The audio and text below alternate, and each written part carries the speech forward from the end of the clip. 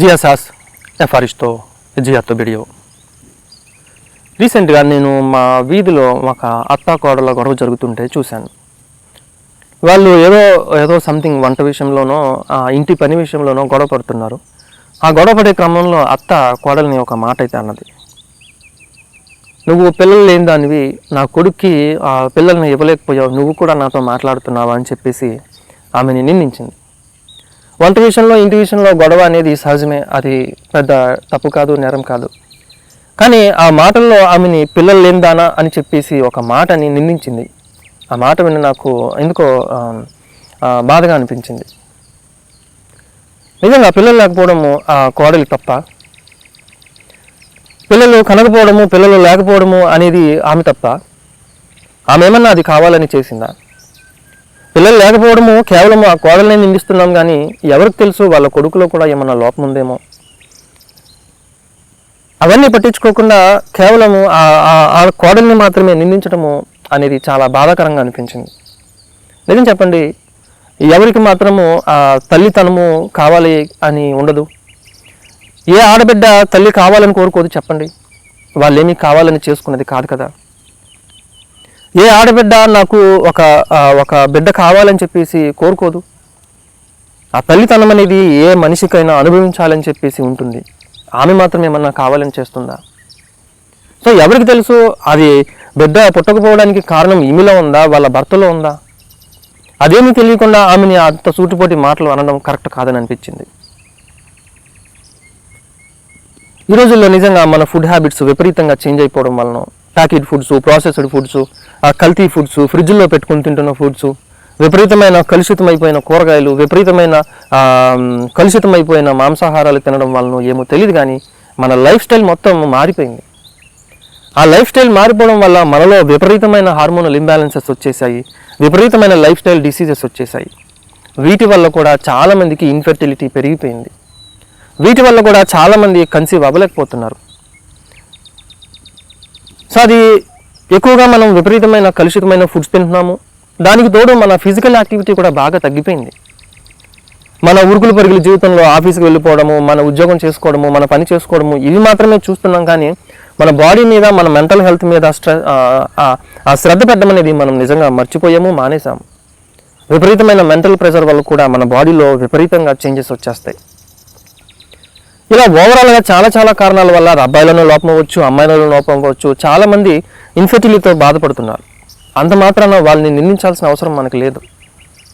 వాళ్ళు మాత్రం ఏమన్నా కావాలని పిల్లల్ని కనరా? అది వాళ్ళ బాడీలో లోపం వలనో ఏమో తెలియదు, కానీ కన్సీవ్ అవ్వలేకపోతున్నారు, పిల్లల్ని కనలేకపోతున్నారు. కాబట్టి అటువంటి వారిని మనము నిందించకూడదు.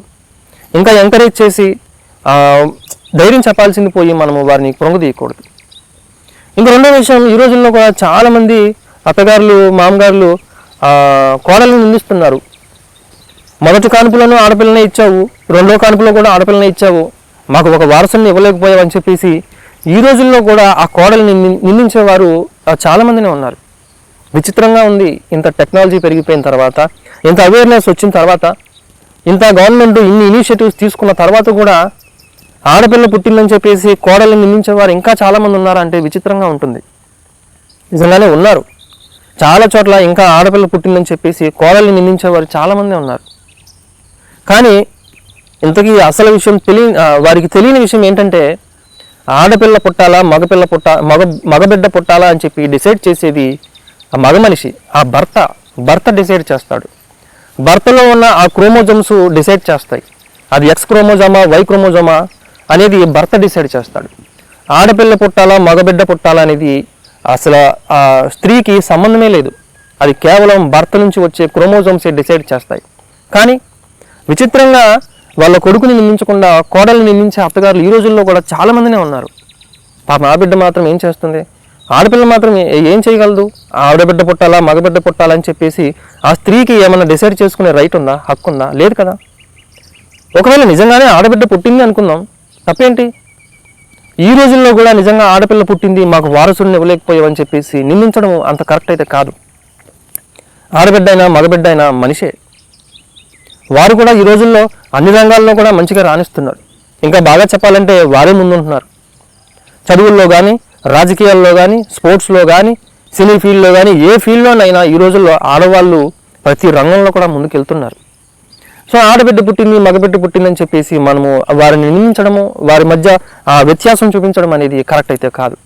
ఎవరు పుట్టినా మనిషే, ఆడబిడ్డ అయినా మగబిడ్డ అయినా మనిషే. మనం ఇద్దరిని కూడా సరిసమానంగా మనము చూడాలి. ఆడబిడ్డ ఏమి తక్కువ కాదు, మగపిల్లోడేమి ఎక్కువ కాదు. ఎవరికి వారే. ఈ రోజుల్లో మనం పెంచుకునే విధానాన్ని బట్టి ఉంటుంది. మగబిడ్డలైనంత మాత్రాన మంచోళ్ళు కాదు, ఆడబిడ్డలైనంత మాత్రాన చెడ్డోళ్ళు కాదు. ఈ రోజుల్లో మనం చిన్నప్పటి నుంచి వాళ్ళని విలువలతో పెంచుకుని ముందుకు తీసుకెళ్తే ఎవరైనా ఎటువంటి రంగంలోనైనా రాణిస్తారు. సో ఈ రోజుల్లో కూడా ఇటువంటి సంఘటనలు మనము చూస్తూనే ఉంటాం. పిల్లలు పుట్టలేదని చెప్పేసి కోడల్ని నిందించడం కానీ, ఒకవేళ పుట్టినా కూడా ఆడపిల్ల పుట్టిందని చెప్పేసి వివక్ష చూపించడం కానీ, ఈ రెండు కూడా నా దృష్టిలో కరెక్ట్ కాదని అయితే నేను అనుకుంటున్నాను. ఈరోజు ఈ వీడియో చూస్తున్న నువ్వు ఒకవేళ ఎవరినైనా అటువంటి నిందించే పొజిషన్లో నువ్వు ఉన్నట్లయితే అటువంటి వారిని నిందించొద్దు. ఒకవేళ నువ్వే నిందలు పడుతున్నట్లయితే దయచేసి వారికి తెలియచేయి.